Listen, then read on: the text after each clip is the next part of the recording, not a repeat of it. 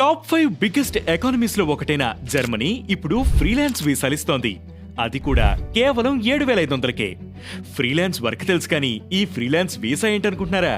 సాధారణంగా tourist visa లేదా work visa మీద జర్మనీకి వెళ్తుంటారు. టూరిస్ట్ వీసా కొన్ని రోజులకు మాత్రమే ఉంటుంది. ఇక వర్క్ వీసా కావాలంటే అక్కడ ఏదైనా జాబ్ ఉండాలి. కానీ ఫ్రీలాన్స్ వీసాతో జాబ్ లేకపోయినా ఇండిపెండెంట్ గా వర్క్ చేసుకుంటూ 1 ఇయర్ వరకు లేదా ఇంకా ఎక్కువ కాలం కూడా అక్కడ ఉండొచ్చు. అందుకోసం ఇన్కమ్ అండ్ ఇన్కమ్ సోర్సెస్ కు సంబంధించిన ప్రూఫ్స్ చూపించాలి. ఈ freelance visa fee just 75 euros, అంటే సుమారు 7,500 మాత్రమే. మిగతా కంట్రీస్ తో కంపేర్ చేస్తే ఇది చాలా తక్కువ. ఈ ఫ్రీలాన్స్ వీసాను అఫీషియల్ గా ఫ్రీ బెరుఫ్లర్ వీసా అని కూడా పిలుస్తారు.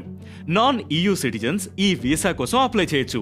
అయితే వాళ్ళు కొన్ని ప్రొఫెషనల్ గ్రూప్స్ కి చెందిన వారే ఉండాలి.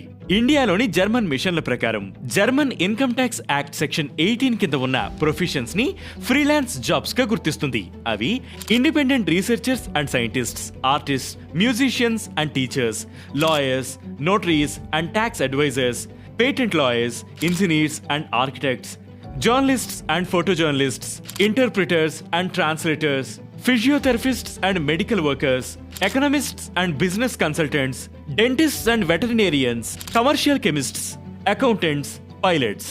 కొన్ని ప్రొఫెషన్స్ కి అడిషనల్ రూల్స్ ఆర్ కండిషన్స్ ఉండొచ్చు. అప్లై చేసుకోవడానికి ముందు మీ ఎలిజిబిలిటీని చెక్ చేసుకోండి. అందుకోసం alliance authority or chamber of commerce లాంటి జర్మన్ అథారిటీస్ ని సంప్రదించండి.